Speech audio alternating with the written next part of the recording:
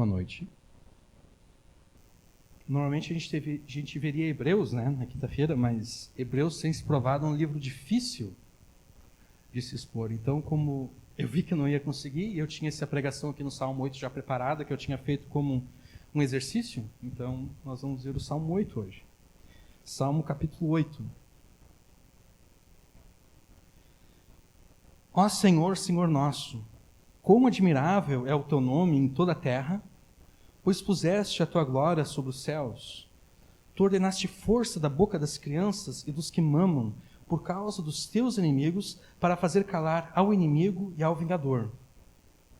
Quando vejo os teus céus, obra dos teus dedos, a lua e as estrelas que preparaste, eu penso, que é o homem mortal para que te lembres dele, e o filho do homem para que o visites?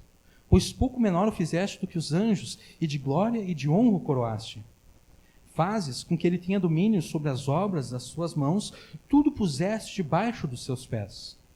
Todas as ovelhas e bois, assim como os animais do campo, as aves dos céus e os peixes do mar, e tudo o que passa pelas veredas dos mares. Ó Senhor, Senhor nosso, quão admirável é o teu nome sobre toda a terra. Amém. Até aqui. Às vezes aquelas coisas que deveriam nos trazer fascínio e encantamento, elas nos trazem medo.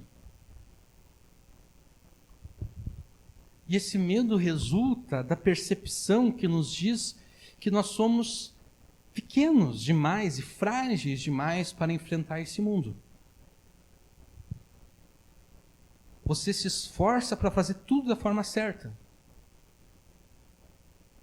Você se empenha. Mas as coisas não dão certo. Teu maior medo se torna realidade. E você fracassa.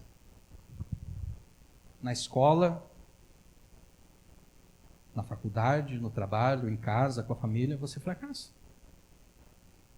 E cada um de nós já passou por isso em certa medida.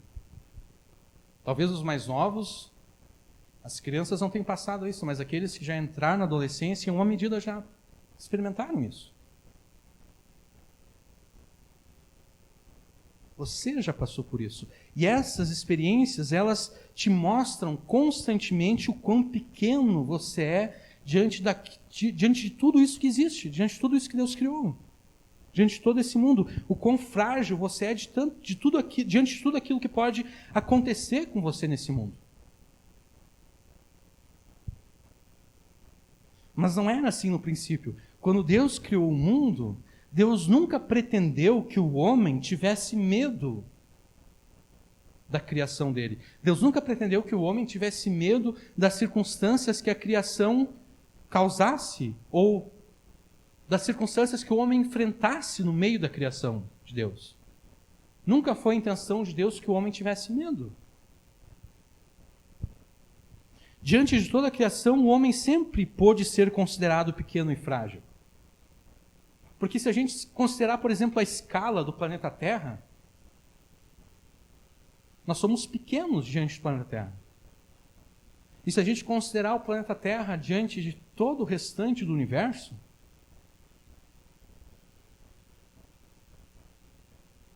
muito pequeno.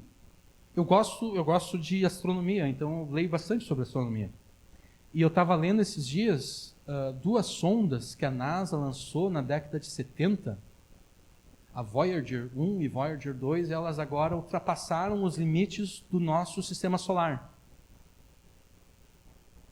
Eles lançaram na década de 70 e só agora que essas sondas ultrapassaram os limites do sistema solar. Eles são os objetos mais rápidos criados pela raça humana.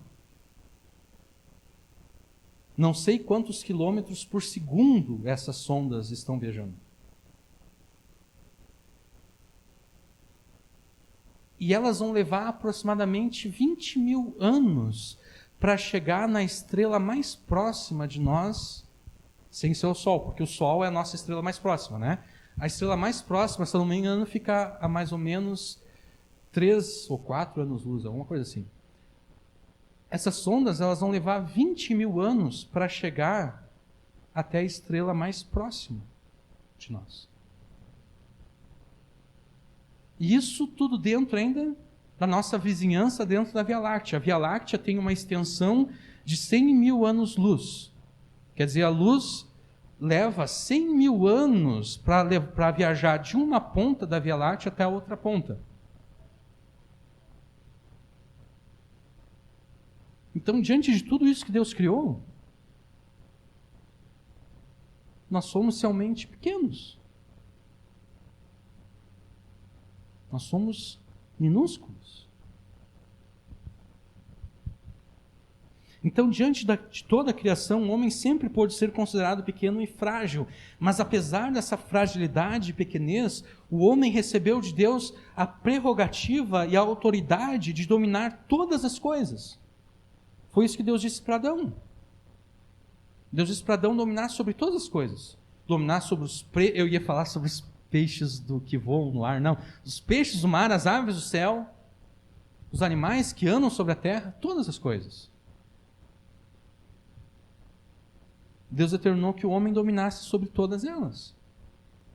Mas ao se rebelar contra Deus e pecar contra Ele, a humanidade perdeu a autoridade para governar sobre todas as coisas. A prerrogativa ainda continua. O homem deve dominar sobre todas as coisas. Mas ele perdeu a autoridade. Ele perdeu a capacidade de exercer esse domínio com efetividade. Qual foi o sentimento do homem logo após o pecado? Vergonha e depois medo. E qual foi a consequência do pecado do homem para a criação? Maldição. Em vez de cooperar com o homem, a criação foi amaldiçoada a trabalhar contra o homem. E o resultado é que, em vez de exaltar o Deus Criador pela sua criação, por causa do medo que sente, o homem passou a ter um ressentimento de Deus. O homem passou a ressentir o Deus Criador e a odiá-lo.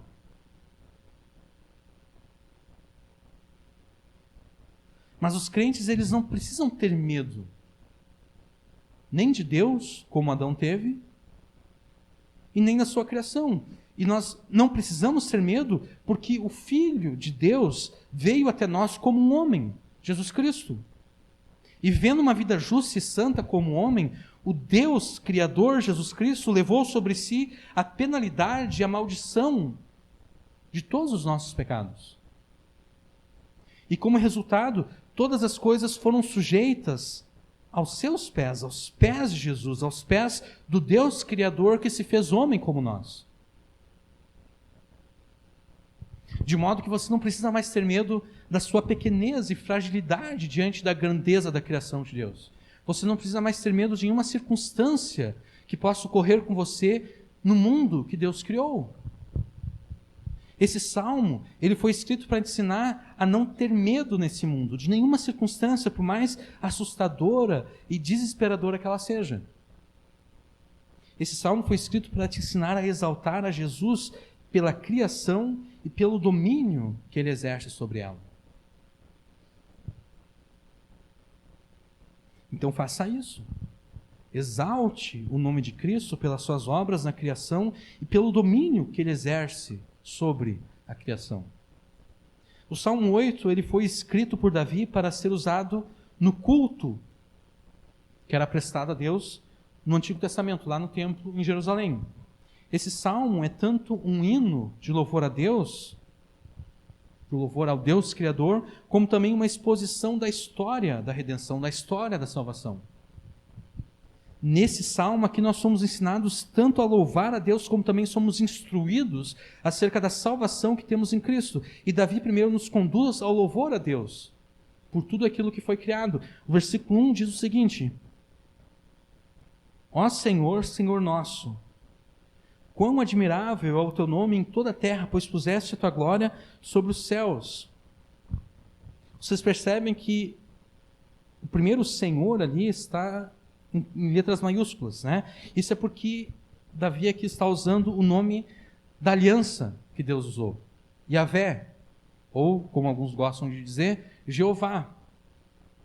O nome de Yahvé, o Deus da aliança, é magnífico em toda a terra. E a magnificência, a glória, o esplendor de Yahvé foi estampado diante dos olhos de todas as pessoas, nos céus que ele criou.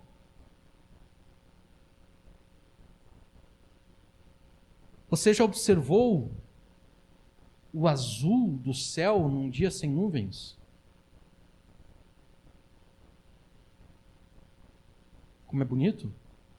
Ou então, o poder das nuvens logo antes de uma grande tempestade.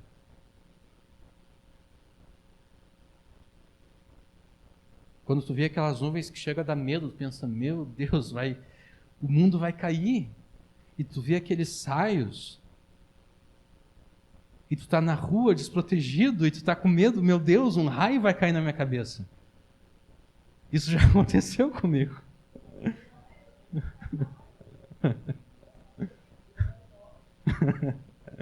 O pior é que eu estava a pé e estava longe de casa. Eu vim correndo, pensando, meu Deus, não deixa nenhum raio cair em cima de mim. Porque eu não quero morrer hoje. Eu não estou a fim de morrer hoje. Eu não levantei da cama pensando, hoje é um bom dia para morrer. Não, eu quero continuar vivo. Graças a Deus, um raio caiu em cima de mim. Que nem o Lutero, né?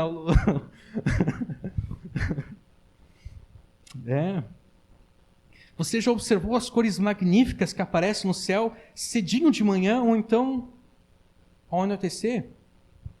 Em dezembro, eu passei muitas noites em claro, porque eu estava, em novembro e dezembro, porque eu estava escrevendo ainda o meu trabalho de conclusão. E por alguma razão eu resolvi trocar o meu horário, eu resolvi trocar a noite pelo dia. Então eu ficava acordado a noite inteira e dormia na parte da manhã.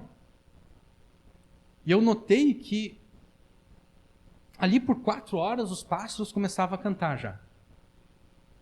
E daí ali por 5 para 5 da manhã o céu já estava claro. O sol ainda não tinha nascido, mas o céu já estava claro, porque o sol estava logo abaixo da linha do horizonte, então já estava iluminando, né? E daí ficava uma cor bonita logo antes do sol nascer, e quando ele está nascendo, fica muito bonito o céu. E ao anoitecer também, aqui em casa a gente não consegue ver porque fica difícil de ver, mas a gente consegue ver bem o nascer do sol. E como eu tenho uma porta de vidro na minha casinha, eu tenho uma casinha de madeira, mas tem porta de vidro, então é meio chique. Então eu podia abrir assim e ficar observando de dentro, assim, enquanto eu trabalhava no computador. Bonito. Você já teve a chance de observar um número incontável de estrelas no céu à noite? Infelizmente a gente não consegue observar um número incontável de estrelas por causa da poluição luminosa nas cidades. Mas quando se está no campo, onde não tem luz nenhuma, nenhum tipo de luz artificial na parte da noite, a gente consegue ver um número incrível de estrelas. Ou então a lua brilhando de noite, cheia. Deus estampou nos céus um testemunho de si mesmo. Um testemunho do seu poder, da natureza, da sua natureza. Pelos nossos pecados, nós distorcemos isso.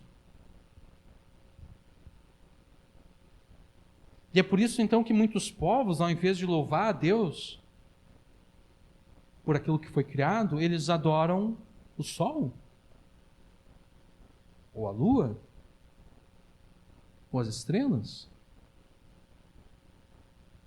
E as pessoas continuam fazendo isso. O horóscopo não é nada mais do que isso. Por exemplo, pelo horóscopo eu sou de Touro.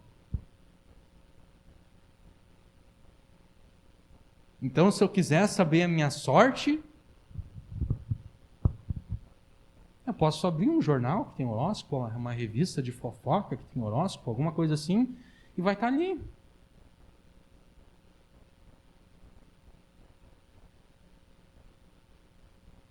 Em vez das pessoas adorarem a Deus por aquilo que foram, por aquilo que Ele criou, elas adoram a criação, exatamente como Paulo afirmou em Romanos 1. Paulo afirmou o seguinte: porque Pois a ira de Deus se revela do céu contra toda impiedade e injustiça dos homens que impedem a verdade pela injustiça.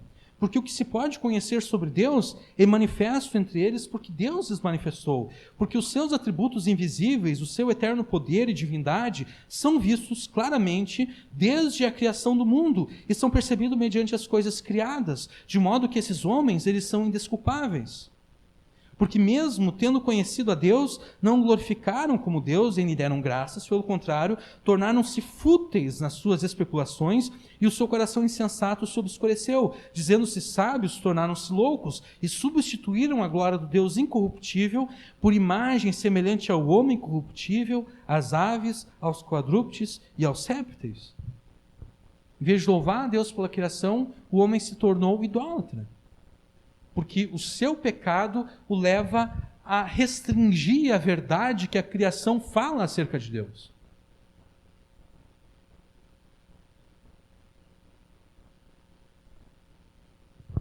Mas tendo os nossos corações sido regenerados pelo Espírito Santo, cada um de nós pode admirar a glória de Deus na criação estampada diante dos nossos olhos, acima de nós, nos céus.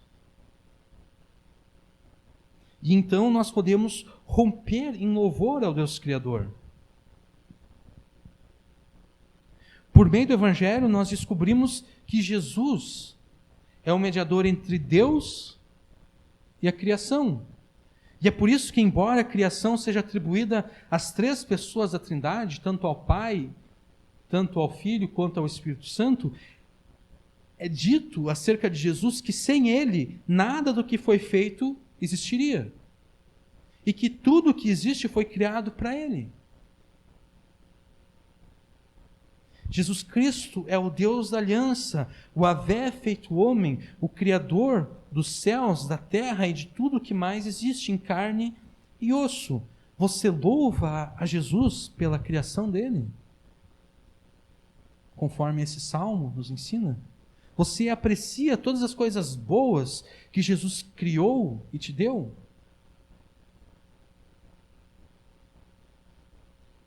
Você demonstra gratidão a Ele por todas elas?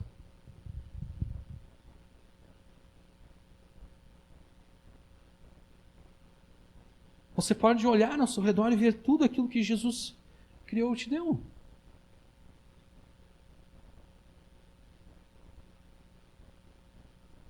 Na verdade, a única razão pela qual você existe é a criação de Jesus. Se Jesus nada tivesse criado, você nem existiria. Então, todas as vezes que você deixa de louvar a Jesus pela criação dele, por todas as coisas que ele fez, na verdade você está demonstrando ingratidão pela sua própria existência.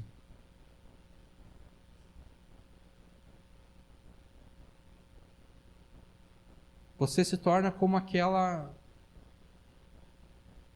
adolescente rebelde que diz para os seus pais: eu não pedi para nascer.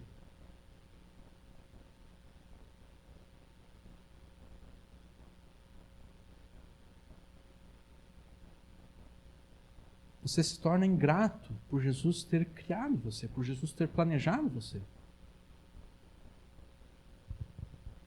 Jesus te criou para um propósito bom, e todas as vezes que você não o louva pela criação, você o despreza. Você não o reconhece como Deus bondoso e amoroso que Ele é. Então aprenda com Davi nesse salmo e passe a louvar a Jesus por tudo aquilo que Ele criou e te deu. Mas além de louvar a Jesus pela criação, você deve reconhecer a sua pequenez diante de todas as coisas que Ele criou. Versículo 2 diz o seguinte: tu ordenaste força da boca das crianças e dos que mamam por causa dos teus inimigos, para fazer calar ao inimigo e ao vingador. O verso 2 aqui ele fala de crianças pequenas, de crianças que ainda mamam. Ele fala de adversários, de inimigos e de vingadores. E tudo isso parece muito deslocado do tema geral do Salmo, porque o Salmo está falando acerca da criação. O que tem a ver a criação com o louvor, ou a força que brota, já estou adiantando aqui, a força que brota da boca das crianças, que derrota, que faz calar os inimigos de Deus. O que Davi está fazendo aqui, ele está se apropriando da imagem da coisa mais frágil e pequena que ele pode imaginar, para ilustrar o quão pequeno todos nós somos diante da criação. A coisa mais frágil e menor que Davi pode imaginar é uma criança pequena, que ainda mama.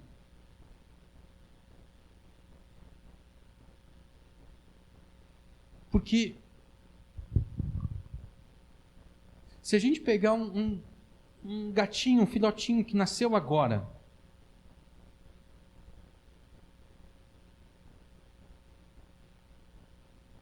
e isolar ele da sua mãe, ele ainda tem chance de viver. Poucas, mas ele tem chance de viver.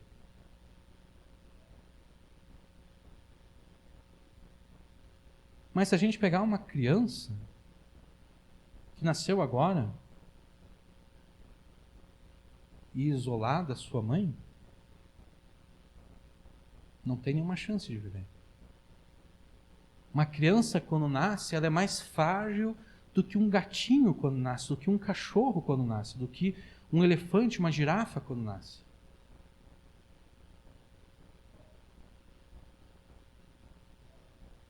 Davi então pega essa imagem da coisa mais frágil que ele consegue imaginar, uma criança que ainda mama.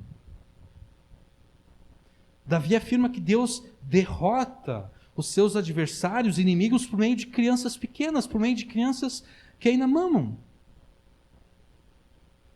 É interessante notar que em nenhum lugar aqui Davi faz menção do pecado nesse salmo. Porque um salmo acerca da criação seria de esperar que Davi fizesse alguma menção do pecado. Porque o pecado estragou tudo, mas Davi não faz nenhuma menção do pecado direta. Mas indiretamente Davi reconhece o pecado, porque se não houvesse o pecado, não haveria pessoas que se tornaram inimigos de Deus. Não haveria adversários de Deus.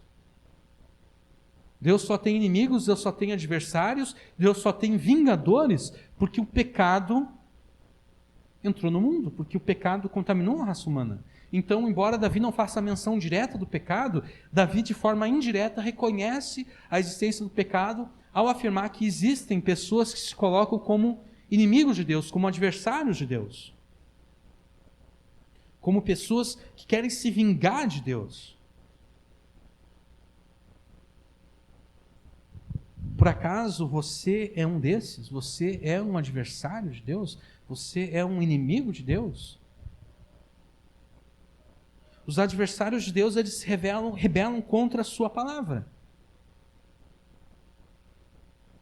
E desde o início foi assim.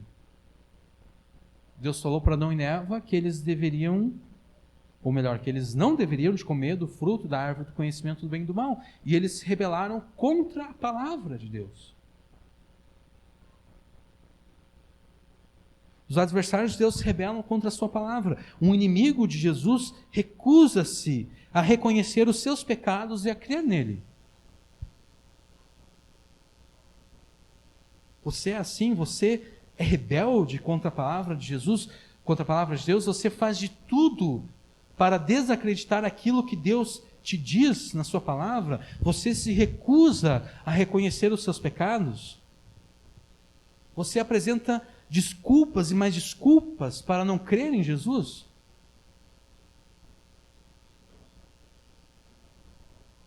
Pela loucura dos seus pecados, você procura se vingar de Jesus, afligindo aqueles que nele creem? Porque quem persegue os crentes, persegue a Jesus. Isso o próprio Jesus deixou claro quando Jesus se revela a Paulo. Jesus diz: Paulo, por que me persegues? Paulo não estava perseguindo Jesus, Paulo estava perseguindo os crentes em Jesus. Mas ao perseguir os crentes em Jesus, ao se tornar vingador, querer se vingar dos crentes em Jesus, Paulo, na verdade, estava querendo se vingar de Jesus.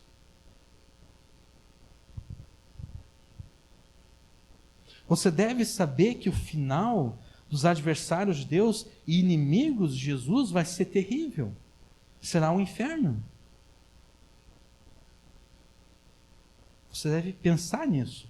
Os inimigos de Deus, os adversários de Jesus, passarão a eternidade no inferno. Você padecerá eternamente no inferno sendo um inimigo de Deus. Você sofrerá eternamente no inferno sendo um adversário de Jesus. Mas as boas novas do Evangelho é que você não precisa continuar sendo um inimigo de Deus. Você não precisa continuar sendo um adversário de Jesus. Você pode fazer as pazes com Deus, as pazes com Jesus. E na verdade, Deus, o próprio Jesus já fez tudo para que você faça as pazes com Ele. Basta que você concorde com os termos que Ele determinou. Com os termos de rendição.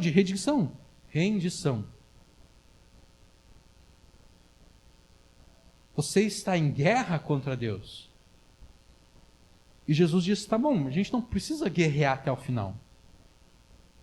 Eu estou disposto a estabelecer a paz entre nós, mas aqui estão os termos de rendição. Você deve concordar com esses termos aqui e tudo vai estar certo entre nós. E os termos de rendição é simples, é reconhecer os pecados, confessar os pecados a Ele e crer nele.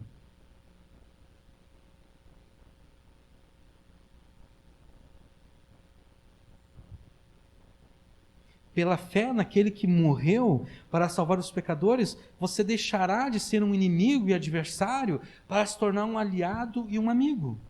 Então você deve se arrepender agora mesmo dos seus pecados e crer em Jesus de todo o coração. E assim você receberá a salvação no seu nome. Deus, Ele é tão exaltado.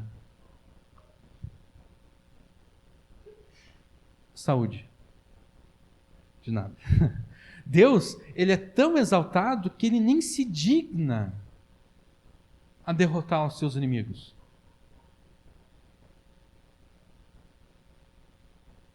Deus pensa assim, eu sou muito exaltado para derrotar vocês, eu não estou nem aí para vocês. Eu vou derrotar vocês com a coisa mais improvável que existe, com a coisa mais frágil que existe.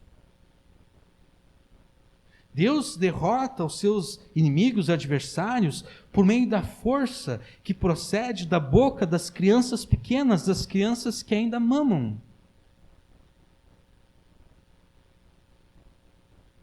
Tu ordenaste força da boca das crianças, dos que mamam, por causa dos teus inimigos, para fazer calar ao inimigo e ao vingador. É por meio da voz dos mais indefesos do seu povo que Deus faz emudecer e calar os seus inimigos e os seus adversários. Que força é essa que provém da voz dos que mamam, dos pequeninos, que se mostra capaz de calar os inimigos de Deus? Quando Jesus ele entrou de forma triunfal em Jerusalém, a multidão o aclamou como rei, dizendo: Hosana ao filho de Davi, bendito aquele que vem em nome do Senhor, Hosana nas alturas. Então Jesus se dirige ao templo e ele faz a purificação do templo. E então Jesus, enquanto ele ainda está no templo, ele cura muitos cegos, mancos. E então os meninos no templo, vendo Jesus tendo purificado o templo e depois curando cegos e mancos, os meninos passam a gritar no templo: Hosana ao filho de Davi, novamente. O mesmo canto que a multidão gritava enquanto Jesus entrava em Jerusalém, os meninos cantam no templo. E vendo isso, os principais, os sacerdotes, os escribas, eles se indignaram e eles perguntaram a Jesus se Jesus estava ouvindo e se Jesus entendia as implicações daquela declaração. Porque filho de Davi era um nome especial, reservado apenas ao Messias, reservado apenas ao Cristo.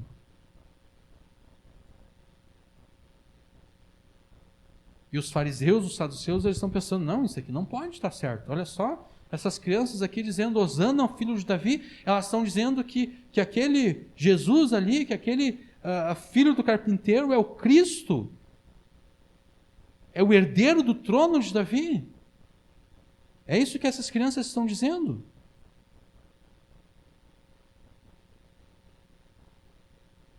Elas estão dizendo que esse Jesus aqui é aquele homem de que fala o Salmo 110, disse o Senhor ao meu Senhor, assenta-te à minha direita até que eu ponha os teus inimigos por escabelo dos seus pés.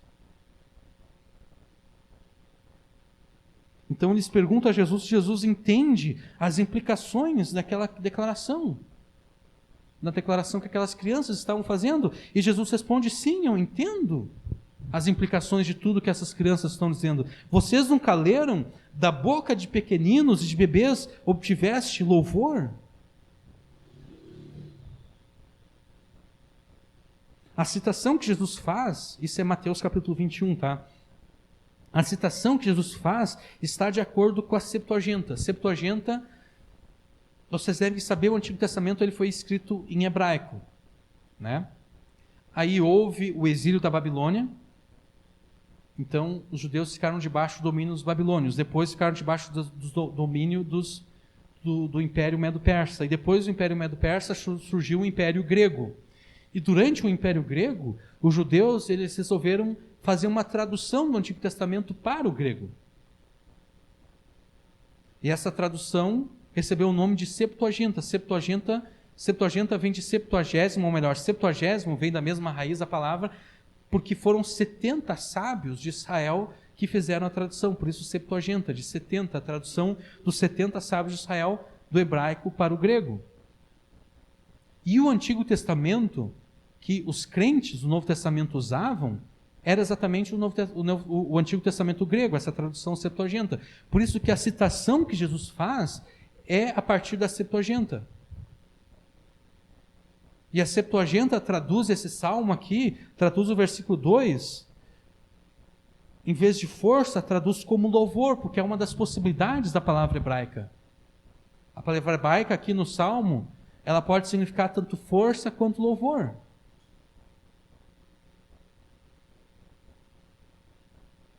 E é por isso então que Jesus, ao citar esse salmo aqui, esse versículo 2, o Salmo 8, Jesus fala o seguinte: da boca de pequeninos e de bebês obtiveste louvor.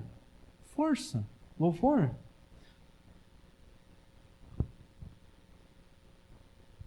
A força da voz das criancinhas é o louvor que elas estavam oferecendo a Jesus, reconhecendo Jesus como o Messias, como Cristo, como o Salvador do mundo.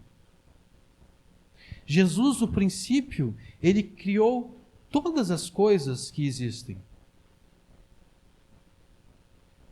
E agora, ele está recriando e restaurando todas as coisas. Purificando-as de toda maldição e de todo pecado. Jesus é o Cristo, o Filho de Davi, o Salvador do mundo. Nele todas as coisas são renovadas, nele todas as coisas são recriadas. Você que está aqui, você se diz crente. Você diz que já foi renovado por Jesus, que já foi recriado por Jesus, que já foi feita uma nova criatura por Jesus, que já faz parte da nova criação que Jesus está fazendo.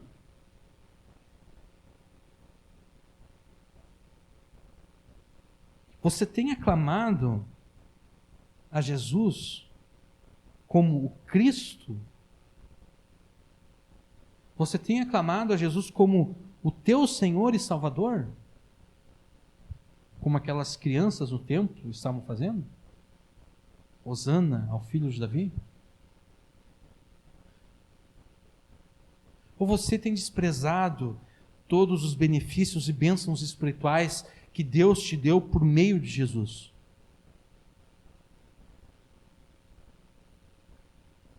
Que é mais ou menos aquilo que a gente viu na semana passada, na pregação que a gente fez em Hebreus. Quando eu perguntei, quem é que se importa em saber acerca do ministério sacerdotal de Jesus?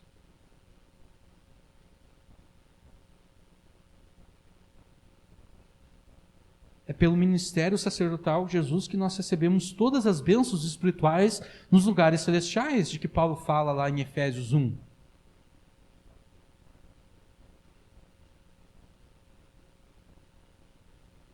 Mas a gente não quer saber disso. A gente não se importa muito com isso. Normalmente a gente despreza todos os benefícios e bênçãos espirituais que Deus nos deu por meio de Jesus, porque a gente está mais ligado naquilo que Jesus pode fazer por mim agora, não naquilo que Jesus já fez por mim.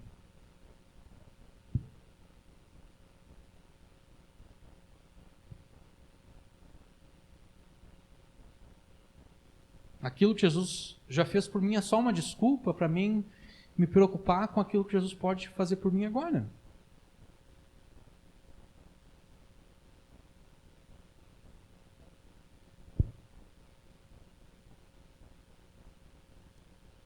De novo, não que a gente não possa se preocupar com essas coisas. Ou melhor, a gente não deve se preocupar com essas coisas. Porque Jesus disse: não vos preocupeis com o que haveis de comer, beber ou vestir. Então vou refazer a frase aqui. Não que a gente não possa orar a Jesus acerca dessas coisas, mas a gente não pode perder tanto tempo com elas. Porque tem coisas muito mais importantes do que elas.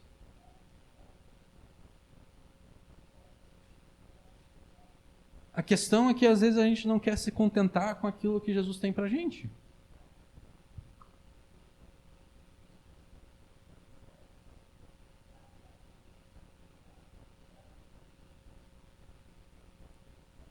Talvez às vezes não quer que todos nós sejamos milionários, né? Provavelmente Jesus não quer que nenhum de nós aqui seja milionário. Não sei, talvez algum de nós, talvez eu, não sei. Um dia, talvez, quem sabe, vamos ver, eu vou jogar na Mega Sena, vamos ver se Deus usa a Mega Sena para me fazer milionário. Mas não, estou brincando, obviamente. Mas a gente se preocupa com a mesma coisa que os incrédulos se preocupam. E Jesus disse que a gente não deveria de fazer isso.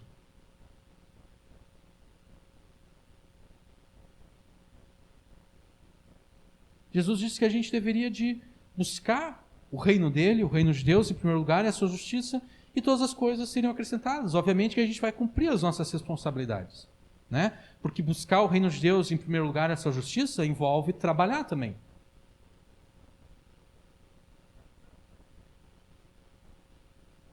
Envolve cumprir a sua responsabilidade. A responsabilidade que nós temos como homens, como mulheres. Mas a gente não pode idolatrar o trabalho. Ou idolatrar o resultado do trabalho, que é o dinheiro, os bens materiais. Porque idolatrar o trabalho, idolatrar o dinheiro, idolatrar os bens materiais não é diferente de um católico que se prostra diante da estátua da Virgem Maria ou diante da estátua de algum santo e reza. É a mesma idolatria. A única diferença é que aquele que idolatra o seu trabalho, idolatra o dinheiro ou os bens materiais, não coloca um peso espiritual sobre o seu trabalho. Não acredita que o seu trabalho tem alguma transcendência espiritual. Não acredita que o dinheiro tem alguma transcendência espiritual. O católico pensa que aquela estátua ali de Maria ou dos santos tem alguma transcendência espiritual que conecta ele com Deus. Essa é a única diferença. Mas a idolatria é a mesma.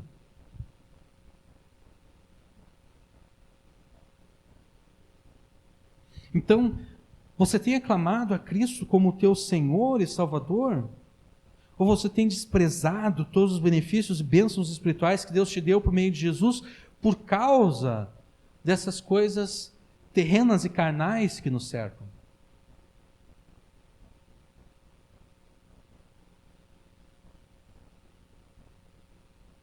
O louvor que procede dos teus lábios e que exalta a Cristo acima de todas as coisas é aquilo de mais precioso que você pode oferecer a Jesus. O teu louvor, ele serve como um testemunho a esse mundo. O louvor daquelas crianças lá no templo serviu de testemunho aos incrédulos.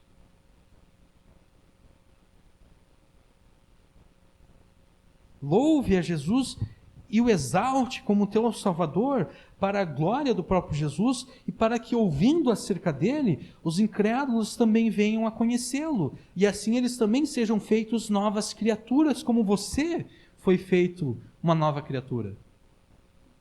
Emudeça e cale os inimigos e adversários de Deus com o teu louvor a Jesus.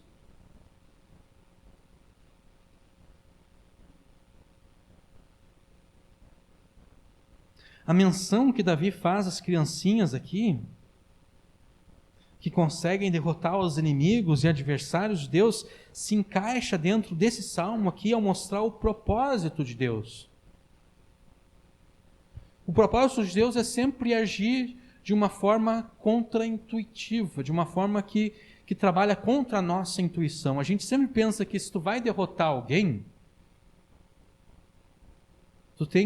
se tu quer derrotar algum inimigo, tu tem que colocar a pessoa mais preparada no campo de batalha para derrotar o inimigo. Mas Deus não pensa assim. Porque se tu colocar a pessoa mais bem preparada, o que vai acontecer é que a pessoa vai derrotar o inimigo com a ajuda de Deus, mas depois ela vai se gloriar em si mesma, dizendo que foi por causa da sua própria força que o inimigo foi derrotado.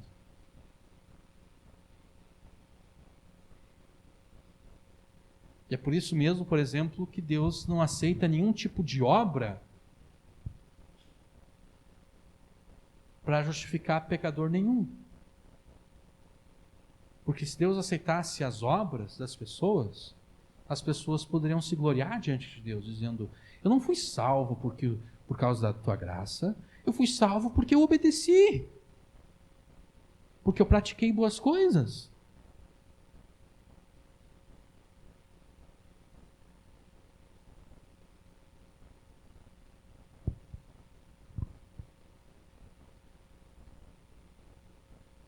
Deus sempre usa os pequenos e insignificantes para os seus grandes propósitos. Por isso que Paulo fala em 1 Coríntios que aqueles que foram eleitos para a salvação, Deus não elegeu muitos grandes, muitos poderosos, muitos ricos. Deus escolheu os pobres, os loucos, os desprezados, aqueles que nada são. Exatamente para envergonhar aqueles que pensam ser alguma coisa.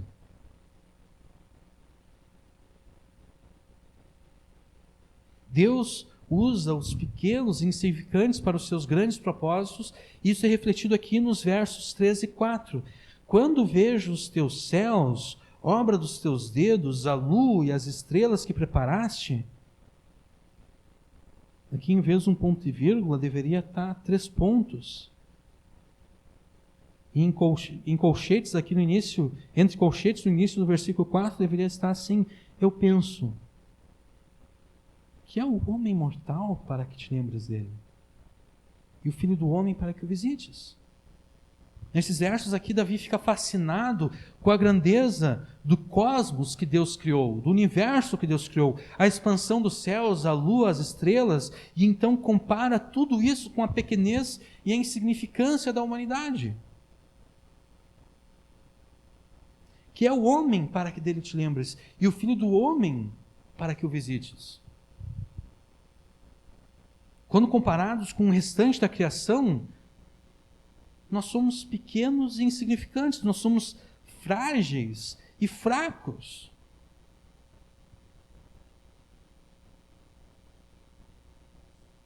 Se chove de menos, a nossa existência é ameaçada, né? Dá seca, falta água, a colheita não dá, falta comida.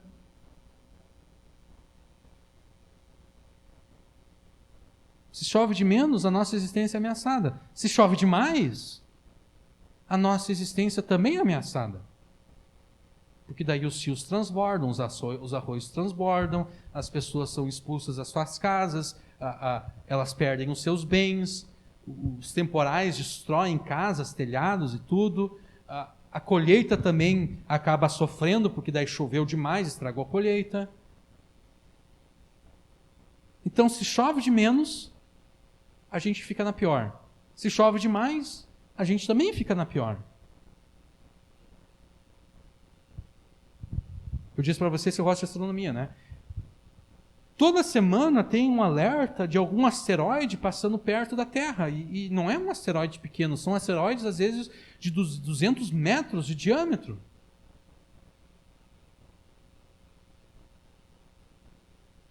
E a gente pode pensar, bom, 200 metros, o que é 200 metros para o planeta inteiro, né? Mas 200 metros destrói muita coisa.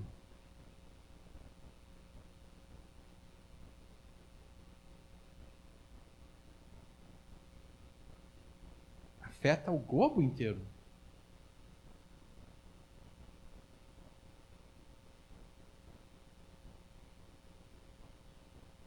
Mas não são apenas essas coisas enormes e poderosas que nos ameaçam. Nós somos ameaçados também por coisas minúsculas, tão pequenas que a gente nem consegue ver. Basta a gente começar a comer sem lavar as mãos direito, mexer com coisa suja, mexer com dinheiro, e daí pegar a comida com a mão suja ali, a gente não está vendo a sujeira na mão, mas tem sujeira na mão, e a gente bota para dentro do corpo, e a gente fica doente. A coisa mais leve que pode dar é uma infecção intestinal, que já deixa a gente bem mal. Eu tive uma infecção intestinal, acho que eu tinha, sei lá, 14, 15 anos. Eu estava na praia. Foi ruim?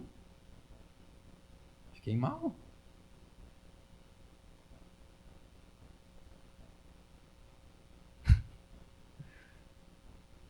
Coisas indescritíveis acontecem quando a gente fica com infecção intestinal.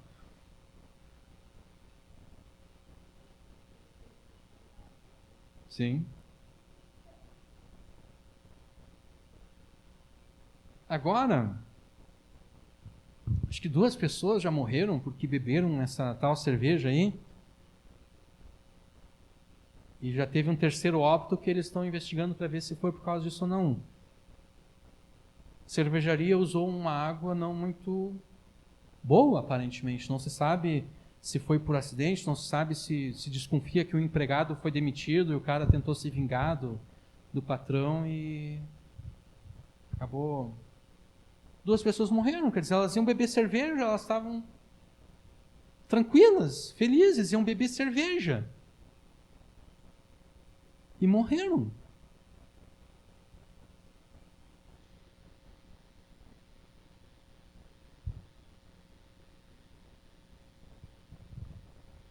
Nós somos pequenos, frágeis, insignificantes e fracos diante de tudo que existe.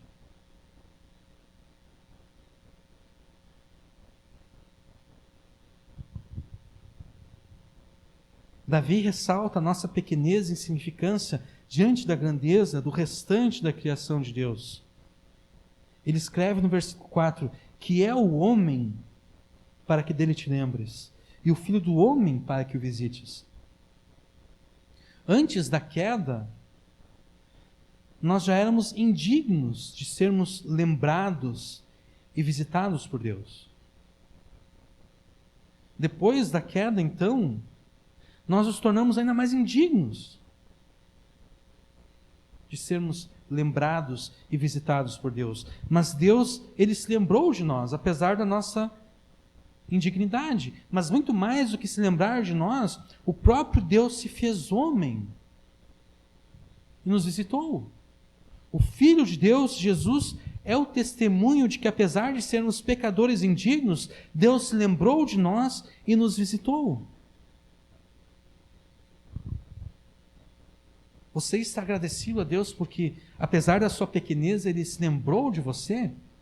Apesar da sua indignidade por causa dos seus pecados, Ele se lembrou de você e visitou você. Você está agradecido por isso? Jesus, sendo Deus em si mesmo, não se importou em se humilhar, tornando-se tão pequeno e fraco como você, e Ele fez tudo isso para salvar você. Não porque você de alguma forma merecesse isso, mas simplesmente porque Ele queria derramar a sua graça sobre você.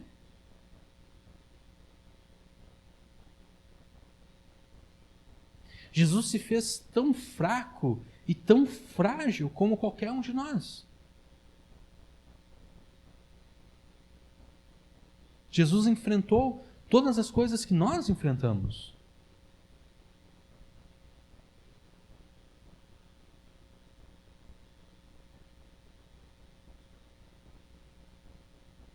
Se você estivesse remotamente agradecido por isso, por Jesus ter se lembrado de você, por Jesus ter visitado você, você jamais deixaria de louvar e adorar Jesus por tudo aquilo que Ele te deu. Porque não importam os problemas que você tem enfrentado, não importam as humilhações que você tem sofrido. O que Jesus fez por você é infinitamente superior a tudo isso. Jesus morreu e ressuscitou por você, para que, morto para o pecado, você pudesse viver para Deus em obediência a Ele.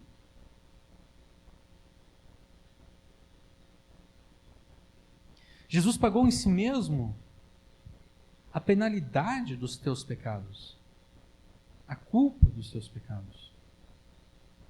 Todo o castigo que deveria de vir sobre você veio sobre Ele.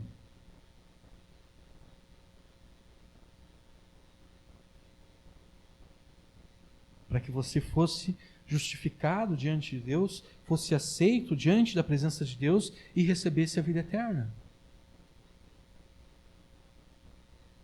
Louve a Jesus pela salvação que Ele te deu. Não permita que os problemas dessa vida te levem a esquecer da salvação que Jesus te deu.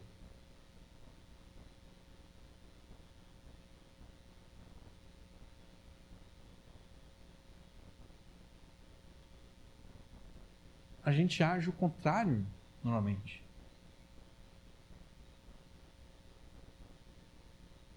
Normalmente nós permitimos que os problemas dessa vida nos façam esquecer da salvação que Jesus nos deu.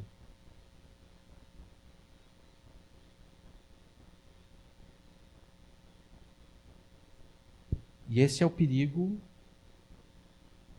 que todos nós corremos, que se liga com a pregação que foi feita na semana passada, acerca do perigo da apostasia.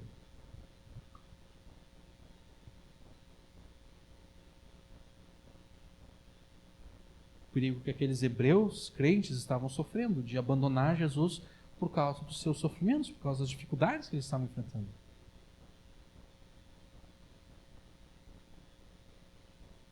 Então a gente não pode permitir que as dificuldades, os problemas dessa vida nos levem a esquecer da salvação que Jesus deu. Nós devemos louvar Jesus por tudo, por todas as coisas. Nós devemos exaltar o nome de Cristo pelas obras dele na criação e na salvação.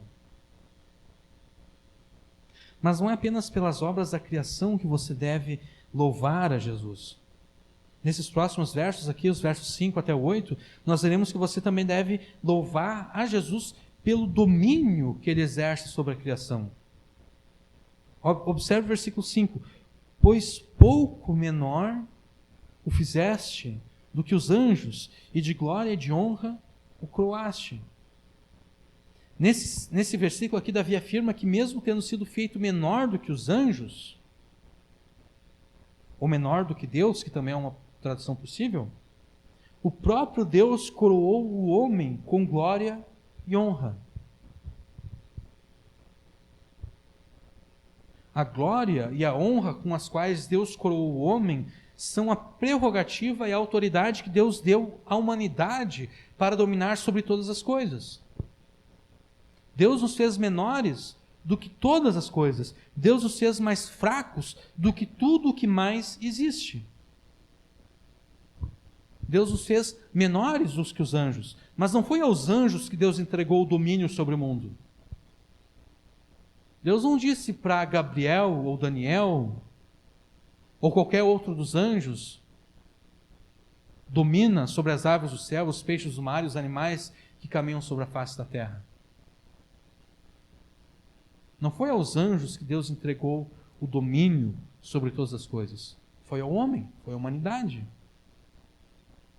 Mas por causa do pecado, o homem perdeu a capacidade de dominar sobre a criação. A prerrogativa permanece, o homem deve continuar dominando sobre todas as coisas. Mas como castigo pelo pecado da humanidade, o próprio Deus fez com que a criação se rebelasse contra o domínio humano.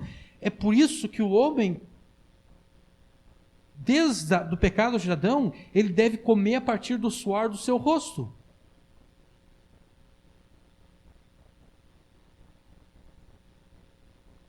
É por isso que toda segunda-feira as pessoas estão tristes porque elas têm que voltar ao trabalho.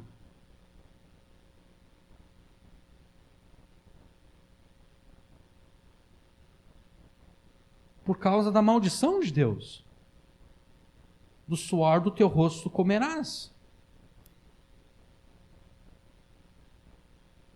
A criação passou a trabalhar contra o homem. É por isso que a terra produz muito mais facilmente mato, erva daninha, do que alimento. Se a gente deixar um terreno parado, não vai surgir nele árvores frutíferas. Né? Vai surgir mato. Inso. E é difícil de tirar o mato, né? Porque a raiz é profunda, se espalha. Se a gente só corta por cima, o pólen do mato se espalha pelo resto do terreno e nasce mais mato ainda.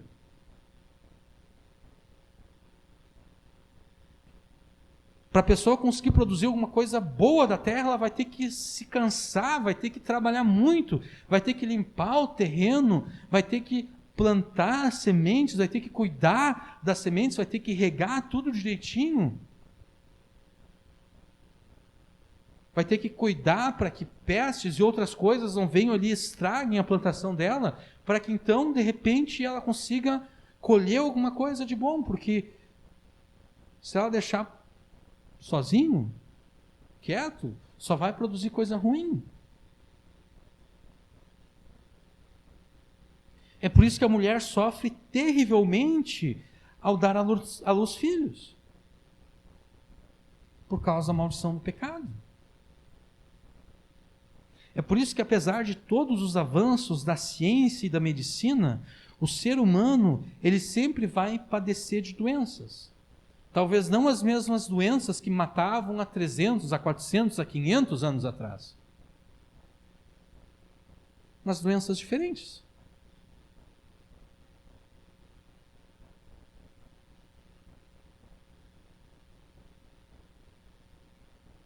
E por mais que a pessoa se cuide, por mais que ela se alimente direitinho, não coma nada que faça mal, por mais que ela se exercite regularmente, ela ainda vai ficar doente.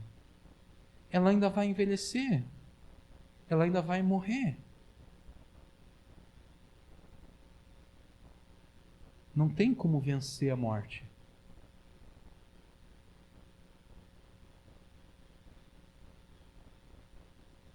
De forma natural.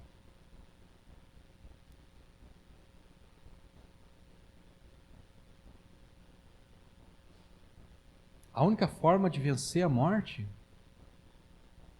é crendo em Jesus. Porque aquele que crê em Jesus, ainda que morra, viverá.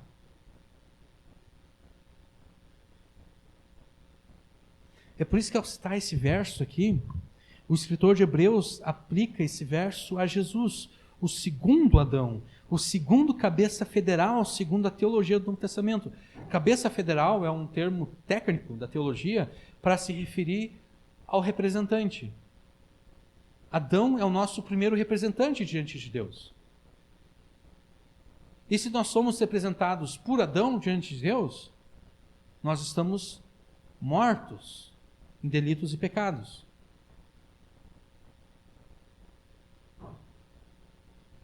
A nossa única chance diante de Deus é trocar de representante. Em vez de sermos representados por Adão, sermos representados por Jesus. Quem é representado por Jesus é considerado por Deus justo e santo e tem a vida eterna. Para provar que Jesus é superior aos anjos, o escritor de Hebreus afirma que não foi aos anjos que Deus sujeitou o mundo que há de vir, e então ele cita o Salmo 8, versículo 5, para se referir à encarnação do Filho de Deus. Porque originalmente o verso 5 se refere à criação do homem. Pouco menor, pois por pouco menor fizeste o que os anjos de glória e de honra coroaste. Mas o escritor de Hebreus, falando acerca de Jesus, fala que esse verso aqui, em última instância, se refere a Jesus, à encarnação de Jesus. Porque sendo Deus, Jesus foi feito por um pouco de tempo menor do que os anjos. Como diz Filipenses, Jesus se humilhou, Jesus se fez como servo. Ou como na passagem que nós vemos aqui no início do culto, em Lucas, Jesus fala acerca dele mesmo. Eu sou entre vós como aquele que serve. Vocês me chamam de Senhor, mas eu sou como aquele que serve.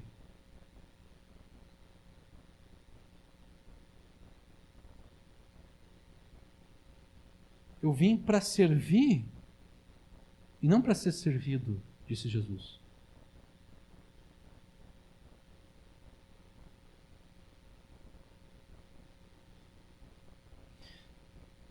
Se Adão e nenhum de nós viveu à altura da glória e honra que Deus nos deu, de dominar sobre a criação, Jesus, o segundo Adão, o representante do povo de Deus, diante de Deus, viveu de modo digno, em tudo obedecendo o que Deus lhe havia ordenado. Esses dias eu estava vendo uma espécie de... não era debate. Não era debate porque os dois... Era uma espécie assim, de conversa entre dois pastores norte-americanos, e eu achei interessante uma frase que um deles falou, acerca dessa representatividade que Adão e que Jesus exercem. Adão pecou numa árvore, e Jesus foi crucificado no madeiro. Madeiro vem da árvore. Tree. Em inglês quer dizer, tree pode ser, em inglês pode ser tanto a árvore como o madeiro no qual Jesus foi crucificado. Tudo aquilo que Adão falhou, Jesus venceu. Em todas as coisas em que Adão falhou com a humanidade e diante de Deus, Jesus venceu. Adão foi tentado no jardim e pecou. Jesus foi tentado no jardim do Getsemane e não pecou.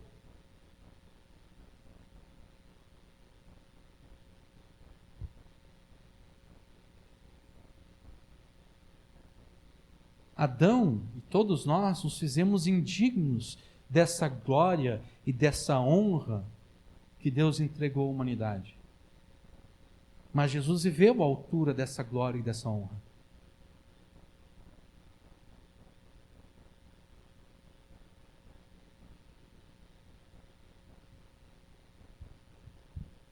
O domínio sobre toda a criação que a humanidade perdeu em Adão foi recuperada por Jesus. Em Jesus, em Adão, a criação foi amaldiçoada. Em Jesus, a criação está sendo liberta da maldição. Versículo 6. Fazes com que ele tenha domínio sobre todas as obras das suas mãos, tudo puseste debaixo de seus pés. Esse verso 6 aqui é citado em Hebreus, e ele também é citado em 1 Coríntios 15, versículo 27. 1 Coríntios 15, versículo 27. E Efésios 1, versículo 22. A gente pode abrir rapidamente em Efésios, capítulo 1.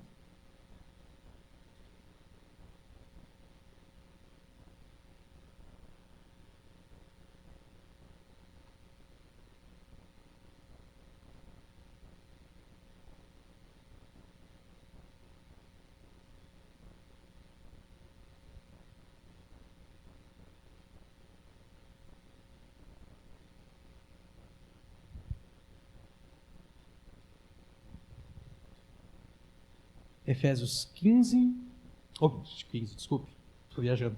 Efésios 1, versículo 15.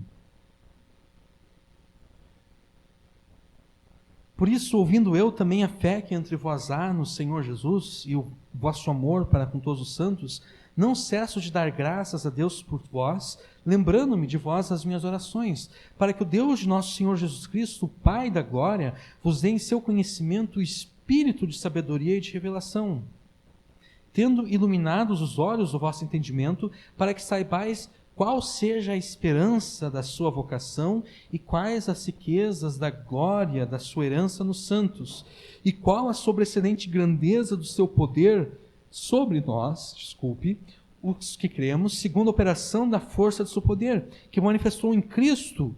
Esse poder que age sobre nós é aquele que Deus manifestou em Cristo, ressuscitando dentre os mortos, pondo à sua direita nos céus, acima de todo principado e poder e potestade, e domínio, e de todo nome que se nomeia, não só neste século, mas também no vindouro. E todas as coisas, e sujeitou todas as coisas a seus pés. Isso aqui é o Salmo 8, versículo 6. E sobre todas as coisas o constituiu como cabeça da igreja, que é o seu corpo, a plenitude daquele que cumpre tudo em todos. Se vocês têm o tipo de Bíblia aqui, como eu tenho, que mostra as citações, as referências que cada versículo tem, se vocês olharem ali no lado do versículo 22, vai estar o versículo 22, a primeira referência é Salmo 8, versículo 6. E sujeitou todas as coisas a seus pés. Paulo aqui está citando o Salmo 8, versículo 6, atribuindo o Salmo 8, versículo 6 a Jesus. Dizendo o seguinte: Jesus morreu dentre os mortos e Deus manifestou o seu poder em Jesus, trazendo ele dentre os mortos, elevando às alturas nos céus, fazendo-o assentar à sua direita nos céus, muito acima de todo poder, principado, potestade, qualquer outro nome que se possa nomear, não só nesse século, mas também no vindouro, e sujeitou todas as coisas a seus pés.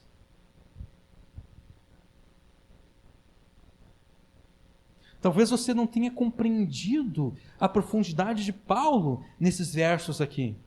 Jesus domina sobre todo o universo, tendo todas as coisas debaixo dos seus pés. É isso que Paulo está falando aqui, aplicando o Salmo 8, versículo 6 a Jesus. E isso para o benefício da sua igreja, que é o seu corpo. Versículo 22 ainda. E sujeitou todas as coisas a seus pés, e sobre todas as coisas o constituiu como cabeça. Aqui, esse versículo 22 está errado. Como cabeça não da igreja, mas o constituiu sobre todas as coisas como cabeça para a igreja, para o benefício da igreja, que é o seu corpo, a plenitude daquele que cumpre tudo em todos. Jesus domina sobre todo o universo, tendo todas as coisas debaixo do domínio dos seus pés.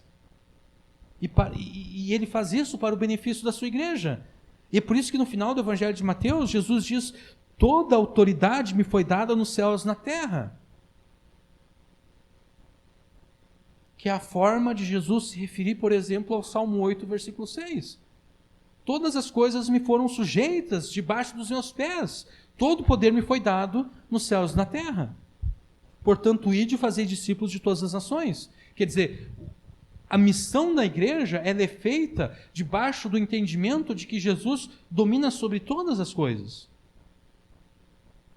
O evangelho deve ser pregado a todas as pessoas em todas as nações. As pessoas devem ser discipuladas em nome de Jesus e batizadas em nome do Pai, do Filho e do Espírito Santo e ensinadas a obedecer todas as coisas que Jesus ensinou, porque Jesus domina sobre todas as coisas, porque ele recebeu todo o poder nos céus e na terra, porque todas as coisas foram sujeitas debaixo dos seus pés.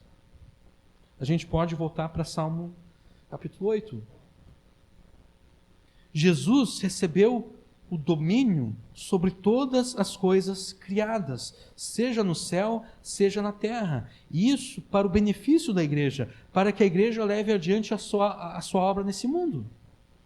Para que a igreja testifique de Jesus a este mundo, para que a igreja pregue o evangelho a este mundo. Esse domínio aqui ele é mostrado no versículo 7 do Salmo 8. Onde nós temos a autoridade do homem, nesse caso, o segundo Adão, a autoridade do segundo Adão, que se estende a todos os animais do campo, as aves do céu, os peixes e demais seres marinhos, versículos 7 e 8. Todas as ovelhas e bois, assim como os animais do campo, ou melhor, desculpe, voltando um pouquinho antes no versículo 6, fazes com que ele tenha domínio sobre todas as obras, sobre as obras das suas mãos, tudo puseste debaixo de seus pés, todas as ovelhas e bois, assim como os animais do campo, as aves do céu e os peixes do mar, e tudo que passa pelas veredas dos mares. E se Jesus domina sobre todos os animais, ele domina sobre todas as coisas, porque o que mais vale? A vida animal ou a vida humana? Se Jesus domina sobre os animais que vão morrer, como o próprio Jesus falou, que nenhuma ave cai do céu sem a permissão de Deus,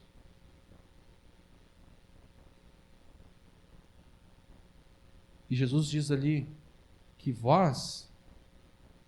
nós, seres humanos, valemos muito mais do que as aves do céu. Se Jesus domina sobre os animais, Jesus domina muito mais ainda sobre nós. Sobre as ações humanas. Sobre tudo aquilo que diz respeito ao homem, à humanidade.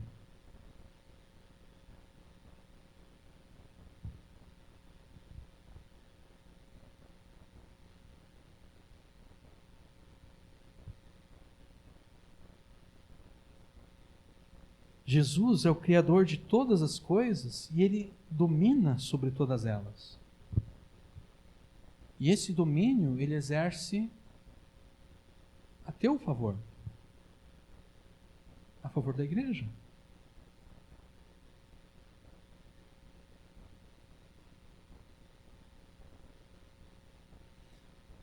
Você já parou para pensar no amor que Jesus tem por você? Porque sendo você um crente nele, tudo que ele faz nos céus, na terra, é por você e para você.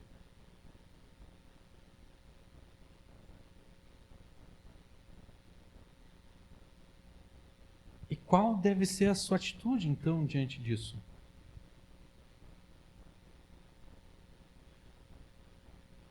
Paulo ordena em Efésios 5 que o amor que o marido deve ter pela sua esposa deve ser semelhante ao amor sacrificial que Cristo tem pela igreja.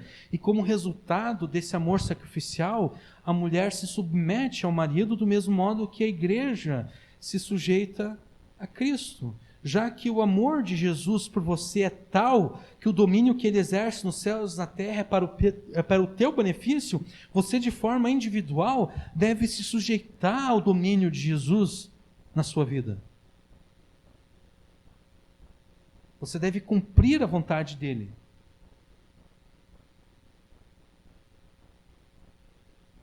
E a vontade de Jesus é que você participe ativamente no seu domínio desse mundo.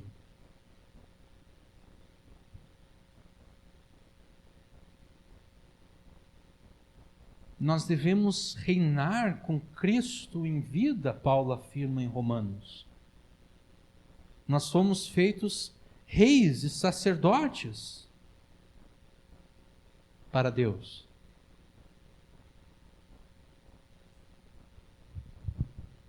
Mas de que forma você vai participar ativamente do domínio de Jesus sobre esse mundo?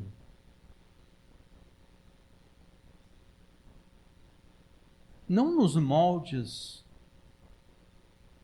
da teologia da prosperidade, da teologia da confissão positiva, da palavra da fé, ou agora que está surgindo teologia quântica ou qualquer coisa que o valha, em que você deve dominar do ponto de vista, como posso colocar?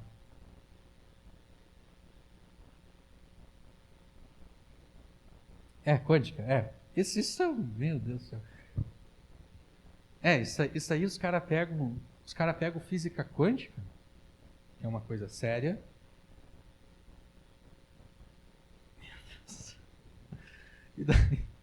E daí trazem coisas que não tem nada a ver. Eu nem vou entrar nisso aí, porque senão a gente não sai daqui essa noite. Esse domínio não é exercido em termos carnais e mundanos, como que é a teologia da prosperidade. Como quem diz, eu também sou filho do rei, então eu mereço o melhor dessa vida. Não é assim que o domínio, que nós participamos do domínio universal de Jesus. Você deve dominar e influenciar os ambientes que você frequenta.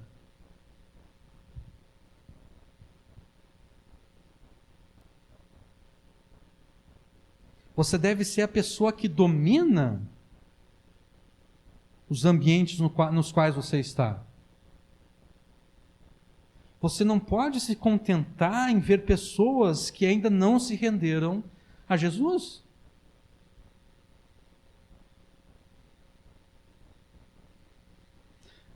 Você não pode permitir que conceitos mundanos se alastrem no ambiente ou nos ambientes em que você está. Você não pode permitir que os pecados avancem nos ambientes em que você está. Você não pode permitir que conceitos mundanos invadam a sua mente e influenciem você, influenciem a sua família.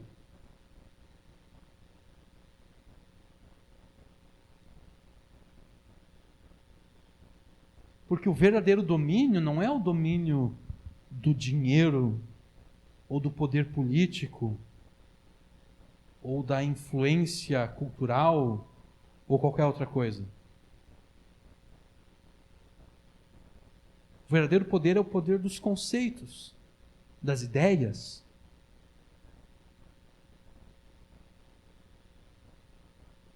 Quem domina o mundo pelas ideias. Pela sua cosmovisão, pela sua visão de mundo, pela sua concepção de mundo e de realidade.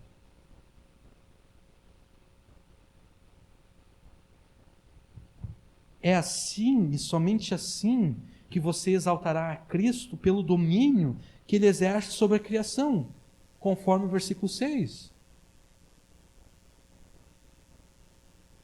O louvor ele envolve a entoação de cânticos e orações a Deus, mas muito mais do que isso, muito além das palavras, você deve demonstrar a Jesus como o seu nome se mostra magnífico em toda a terra pelo domínio que Ele exerce em todo o universo. E como você fará isso? Obedecendo a sua palavra.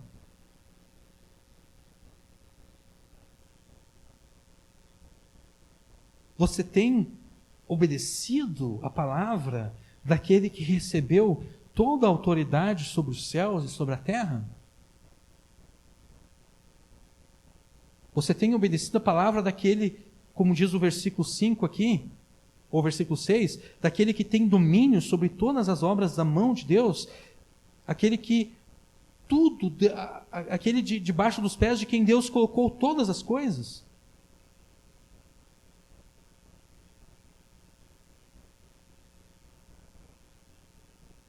Porque se Jesus de fato recebeu todo o poder nos céus e na terra, é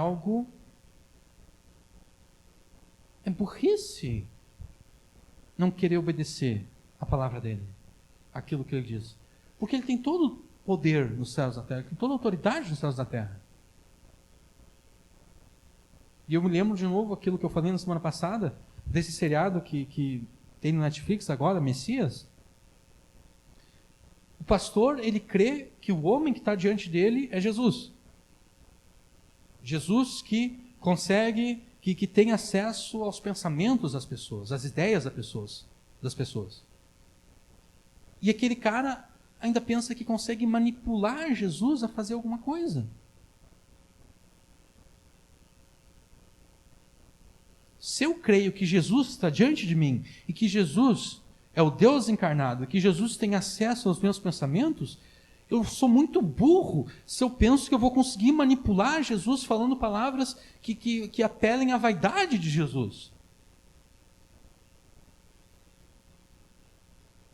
E da mesma forma, se eu digo que eu creio que Jesus recebeu todo o poder nos céus e na terra, se eu digo que eu creio que Jesus domina sobre todas as coisas, que todas as coisas foram colocadas debaixo dos pés dele, é burrice minha afirmar que eu creio nisso e logo depois desobedecer a palavra dele.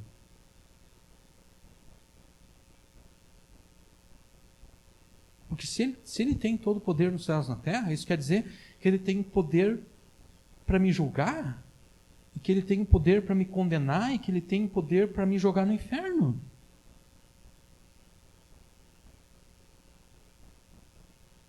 Então não faz sentido eu confessar Jesus como Senhor, confessar Jesus como aquele que tem todo o poder nos céus e na terra, confessar Jesus como o Rei dos Reis e Senhor dos Senhores, confessar Jesus como o Salmo 8, versículo 6 diz aqui, e depois desobedecer a Jesus. Não faz sentido fazer isso.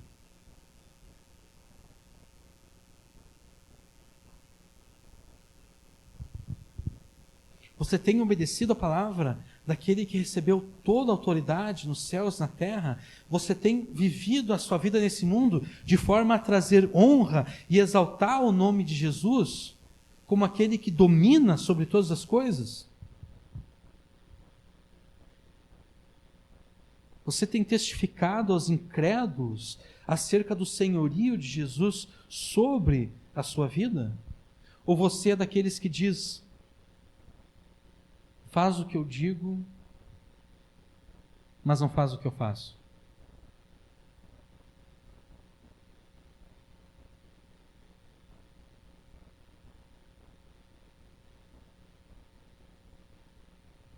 O poder da pregação que você faz aos incrédulos está na medida em que você se submete ao domínio de Jesus sobre a sua vida.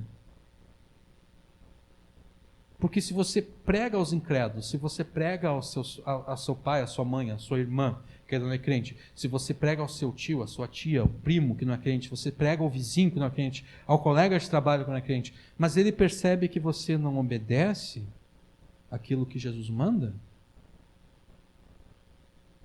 ele vai pensar: tá, e daí?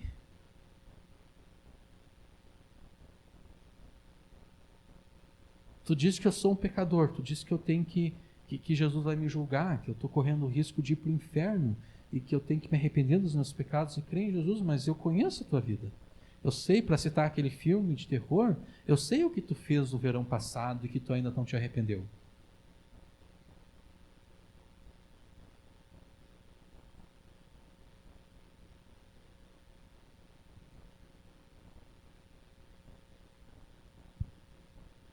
Daí a pregação se torna ineficaz. E quanto mais a pessoa receber esse tipo de pregação ineficaz, mais vacinada ela se torna contra o Evangelho. Não que se torne impossível dela ser salva, porque quem traz salvação em última instância é Deus. É o Espírito Santo que vem e convence ela do pecado, da justiça e do juízo. Mas uma pregação hipócrita não ajuda em nada. Só atrapalha.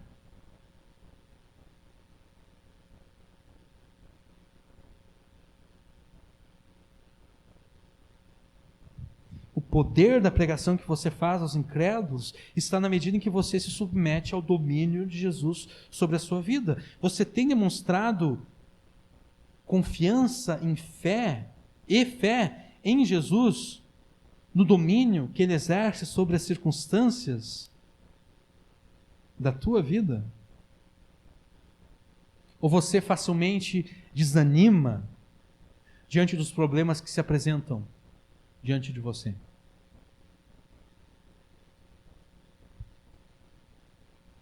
Desde os tempos antigos, o dilema do povo de Deus sempre foi esse: por que Deus permite o sofrimento do seu povo? Por que Deus permite o sofrimento dos seus filhos?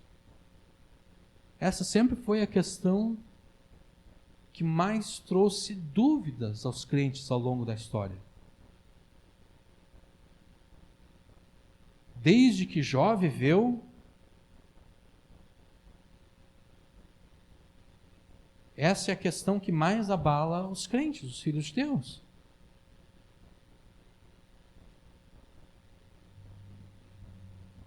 E a resposta bíblica a essa questão, ela é sempre a mesma. Deus permite esses sofrimentos para o nosso próprio bem. Para que por meio desses sofrimentos nós sejamos aperfeiçoados e cada vez mais feitos semelhantes a Jesus. É assim que o livro de Jó termina. O próprio Jó confessa: olha, antes eu te conhecia só de ouvir falar. Eu até te conhecia, Senhor Deus, mas era um conhecimento muito superficial, só de ouvir falar. Mas agora os meus olhos te veem. Agora eu te conheço melhor. Eu não te conheço ainda perfeitamente, mas eu te conheço melhor.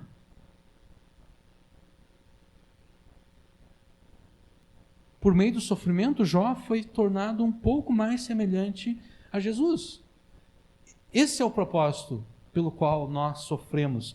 No domingo passado, eu estava aqui de tarde varrendo a igreja, e eu fui passar por cima daquela caixa de som ali, eu estava com chinelo de dedo, e eu chutei com toda a força a caixa com o meu dedo mindinho.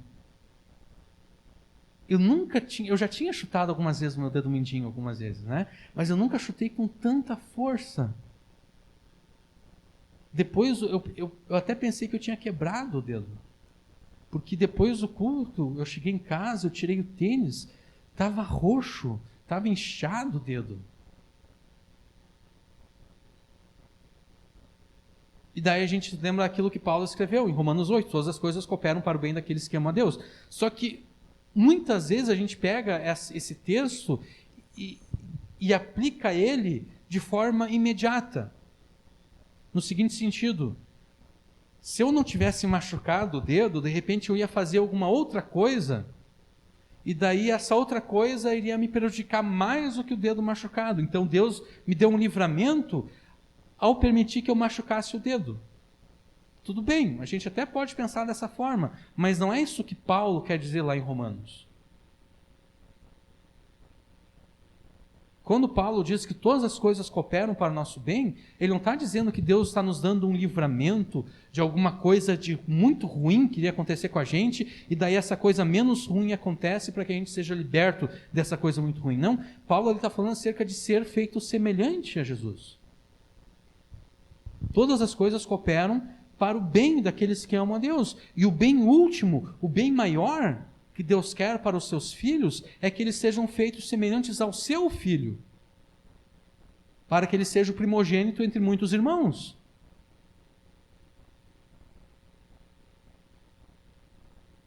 Então não se desespere, nem desanime e nem perca a sua fé pelos sofrimentos que você tem.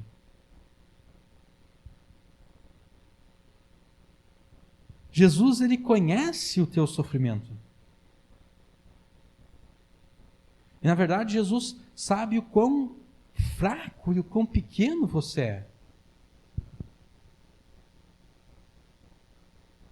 E ele não vai te permitir sofrer além do necessário e além das suas forças.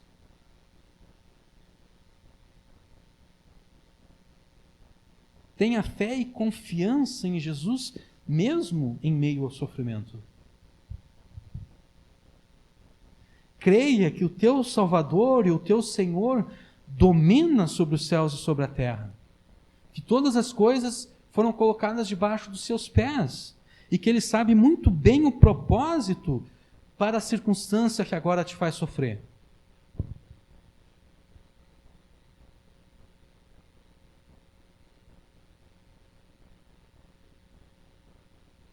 E logo, logo Ele vai atingir o objetivo dele. E então você verá que todo sofrimento valeu a pena. E enquanto o sofrimento não passa, você pode e você deve entrar na presença de Jesus em oração. Entrar na presença daquele que domina sobre todas as coisas, que tem todo o poder nos céus e na terra. Rogando a Ele para que tudo aquilo que te perturba e te faz sofrer seja resolvido. E é assombroso que pessoas como nós, pessoas pecadoras como nós, que tiveram um passado de pecado, que nós possamos entrar na presença de Deus com ousadia e confiança. Mas estando nós em Cristo, pecadores como nós temos pleno acesso a Deus, o Pai, a Jesus, o Filho, e podemos com ousadia e confiança requisitarmos dele o suprimento de qualquer necessidade que nós tenhamos.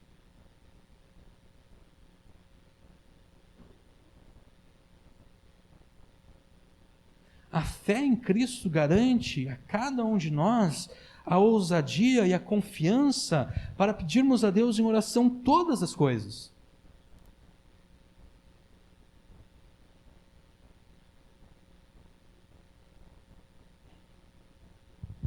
Você pode e deve ousar nas suas orações e intercessões a Deus.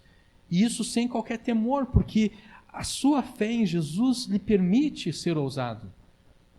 Porque quando você entra diante de Deus em oração, você não entra com base nas suas próprias boas obras, na sua própria justiça. Você não é mais aceito diante de Deus porque você é santo. Você entra com base ou fundamentado no sangue de Jesus. Você ora a Deus em nome de Jesus. Às vezes a gente não pensa isso. Quando a gente ora em nome de Jesus, o que significa esse em nome de Jesus?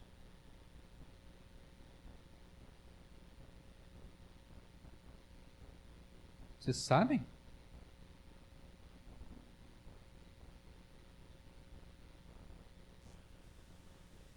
Quando a gente termina uma oração dizendo em nome de Jesus, o que a gente está pedindo é que Deus considere que Jesus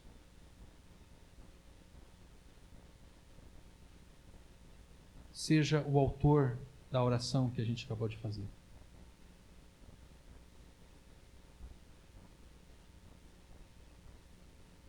É isso que significa em nome de Jesus. Eu não estou orando no meu nome, não sou eu que estou pedindo isso. Eu não quero que Deus considere que seja eu que esteja pedindo isso. Eu quero que Deus considere que seja o Filho dele, Jesus, que esteja pedindo isso.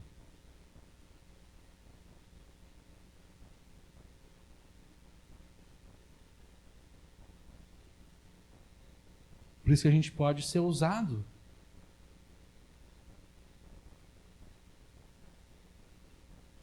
Porque nós não estamos pedindo no nosso nome.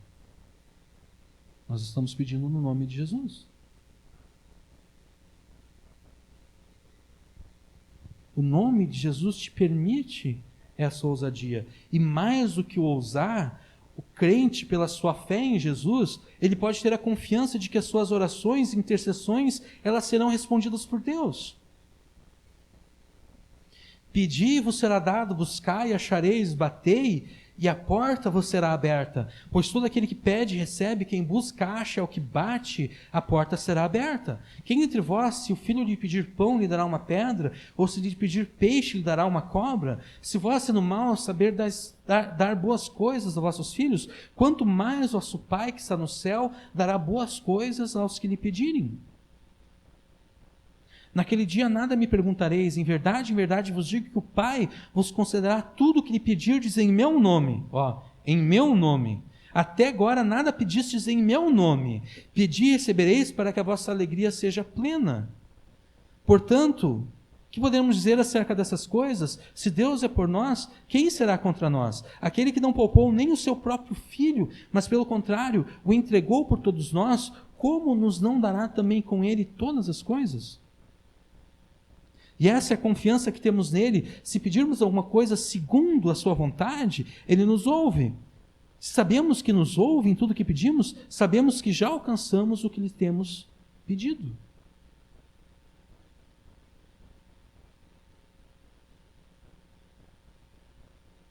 A oração, ela implica dependência.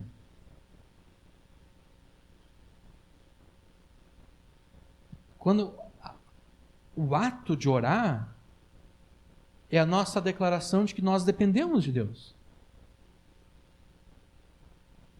É a nossa declaração de que se Deus não fizer aquilo que nós estamos orando, a gente não pode fazer nada.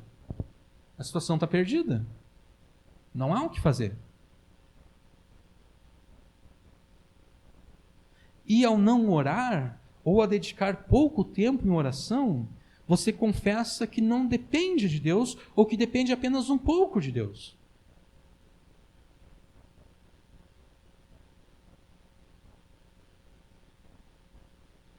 E isso é um erro que normalmente a gente comete. A gente gosta de depender muito mais daquilo que a gente pode fazer do que aquilo que Deus pode fazer por nós.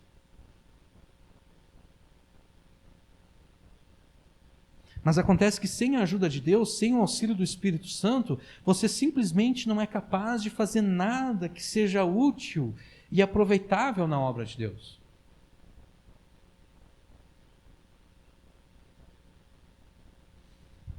Como você tem orado? Como são as suas orações?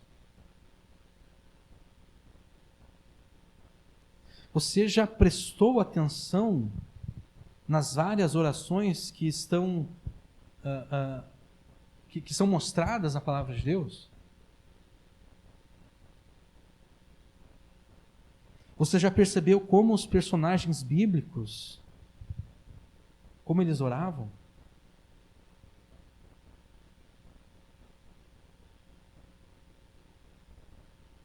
Você percebeu como eles lutavam em oração e apresentavam os seus argumentos diante de Deus?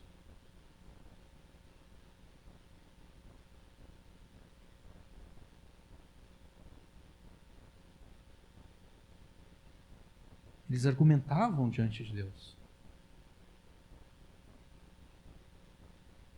Esses tempos eu estava ouvindo uma pregação e o pastor disse que nós devemos orar como advogados.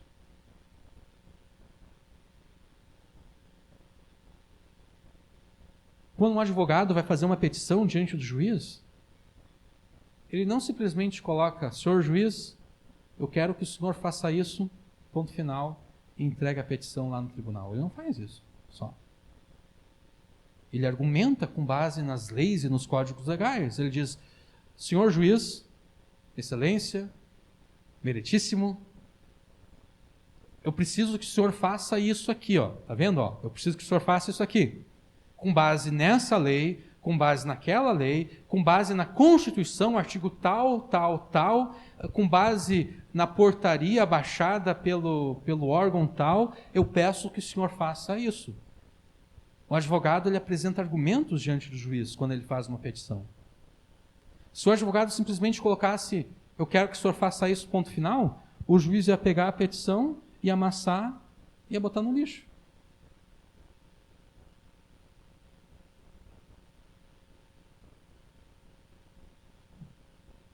Deus também age dessa forma. Ah, Senhor Deus, eu preciso que o Senhor faça isso por mim. Ah, então você quer saber por quê? Por que é tão importante que eu faça isso por ti?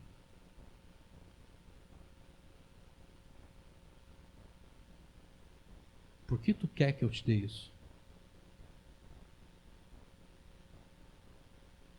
Isso faz a gente pensar.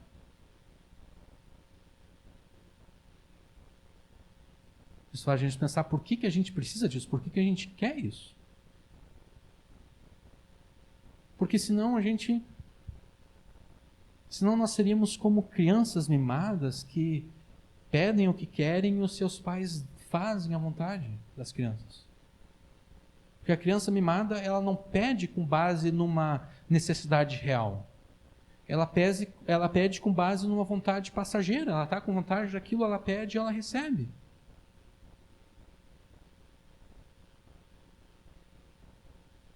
Mas a maturidade, a pessoa deixa de ser criança e começa a amadurecer quando ela começa a raciocinar sobre as suas verdadeiras necessidades, sobre aquilo que ela de fato precisa e não precisa.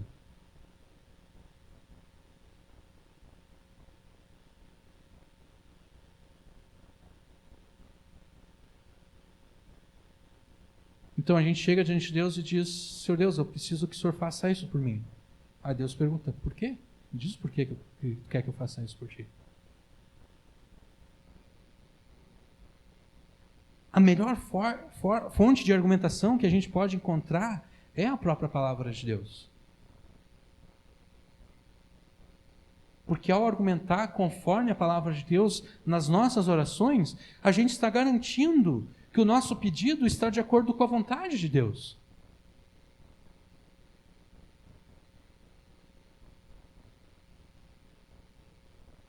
A gente não está usando o conceito mundano para orar a Deus. A gente está usando a própria palavra de Deus em oração a Deus.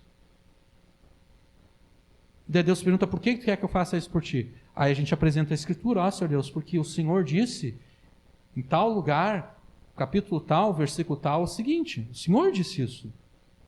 Eu não estou tirando isso da minha cabeça. Foi o Senhor que falou isso. É por isso que eu preciso que o Senhor faça isso por mim.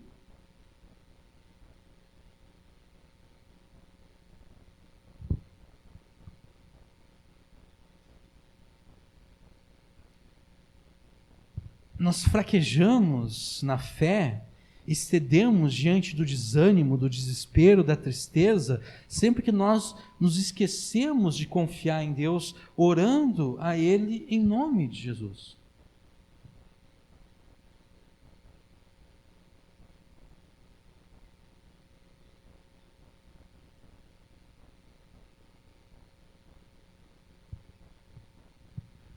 Se a palavra de Deus é o teu alimento espiritual, a oração é o teu oxigênio.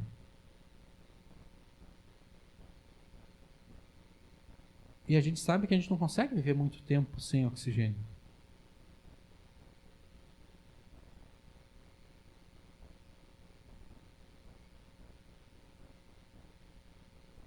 Em poucos minutos, se a gente não tiver oxigênio, a gente morre. A oração é a mesma coisa.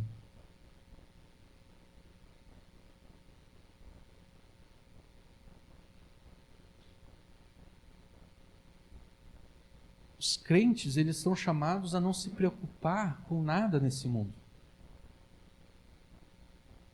Eles são chamados a lançar todas as suas preocupações sobre os ombros de Deus, sobre os ombros de Jesus. Quando a gente se preocupa com alguma coisa, é porque a gente não está orando o suficiente.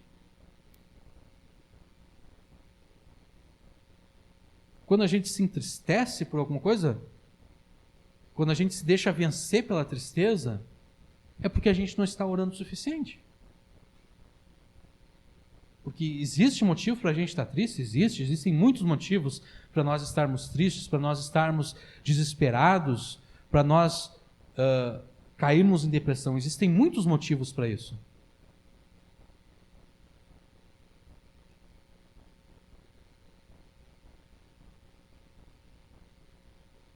Mas o crente, ele não pode viver da mesma forma que o incrédulo vive. As preocupações do crente não podem ser as mesmas preocupações do incrédulo, porque se forem as mesmas preocupações, então qual é a diferença entre o crente e o incrédulo?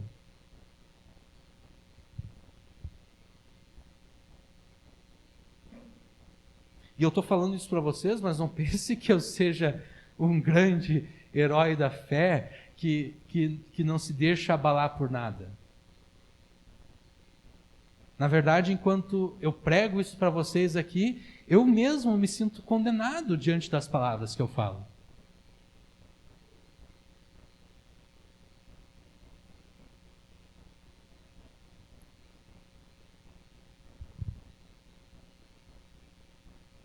Se a palavra de Deus é o nosso alimento espiritual, a oração é o nosso oxigênio, sem o qual a gente não consegue viver. E sem o qual a gente vai, eventualmente, apostatar da fé, como a gente viu na semana passada. Porque Jesus, sendo Deus, se fez homem perfeito, sem pecado, justo e santo, mas ainda assim, em toda a sua justiça, em toda a sua santidade, em toda a sua perfeição, em toda a sua submissão a Deus, ainda assim Jesus orava. Ainda assim Jesus passava madrugadas em oração. Os evangelhos não nos dizem acerca do que Jesus orava, mas Jesus orava. Ele tinha necessidade de orar.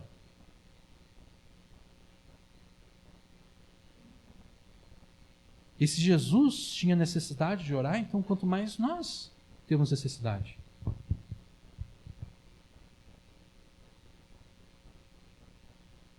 Não despreze a oração, esse canal de acesso direto a Deus que Jesus conquistou para você. Pela nossa oração, nós cooperamos com Jesus no seu domínio sobre todas as coisas. Jesus domina sobre todas as coisas. Jesus recebeu todo o poder nos céus e na terra. Todas as coisas foram sujeitas aos pés de Jesus e Jesus cumpre a sua vontade nesse mundo por meio das nossas orações.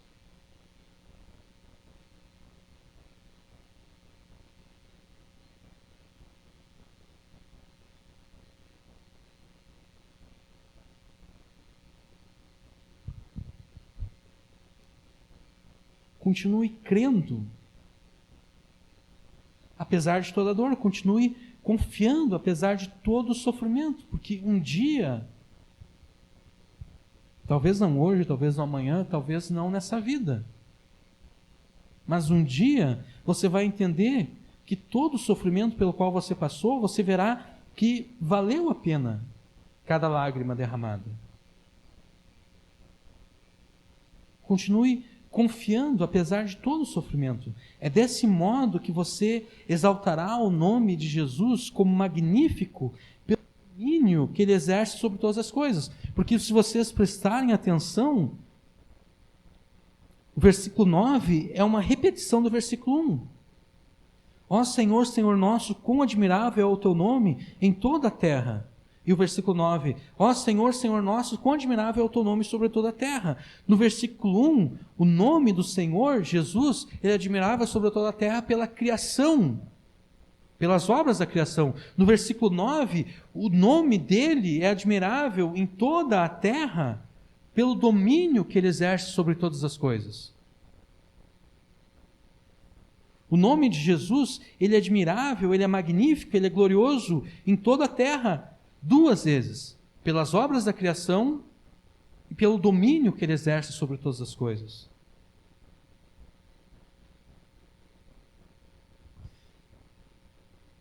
Você não precisa mais sentir medo da criação de Deus. Você não precisa mais temer as circunstâncias adversas dessa vida.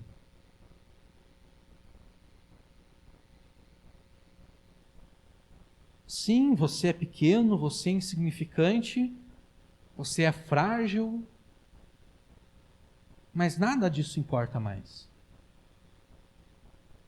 Jesus é tanto o Criador de todas as coisas, como aquele que domina sobre tudo aquilo que existe.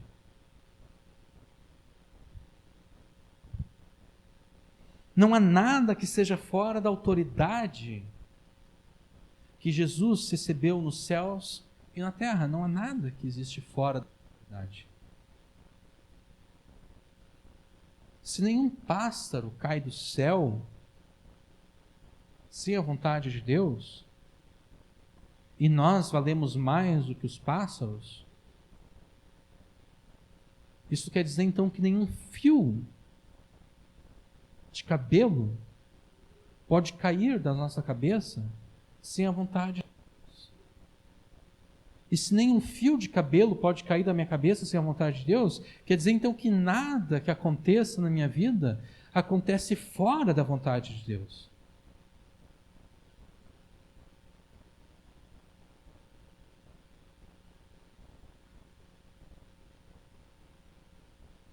Isso me dá esperança. Porque se o sofrimento que me aflige agora estivesse fora do controle de Deus, então quem é que poderia me salvar? Se o sofrimento que te aflige agora estivesse fora do controle de Deus, então quem é que poderia te salvar? Quem é que poderia te livrar? Porque está fora do controle de Deus.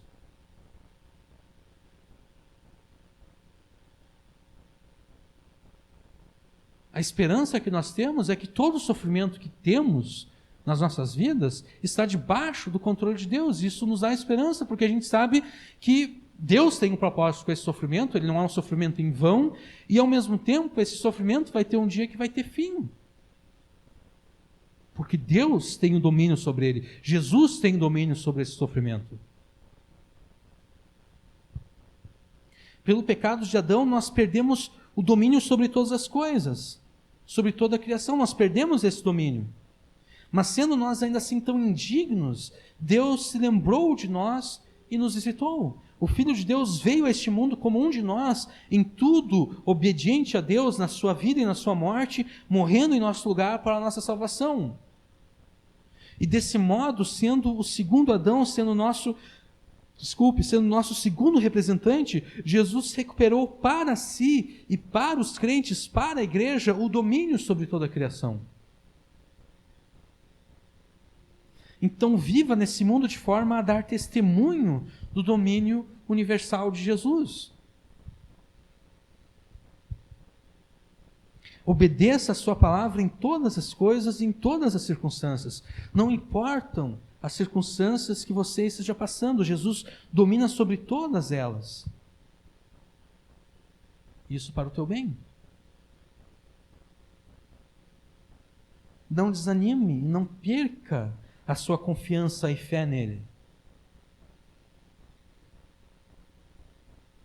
A todo momento abra sua boca em louvor, oração e gratidão a Jesus por tudo aquilo que ele fez por você. Exalte o nome de Jesus pelas suas obras na criação e pelo domínio que ele exerce sobre a criação. Amém.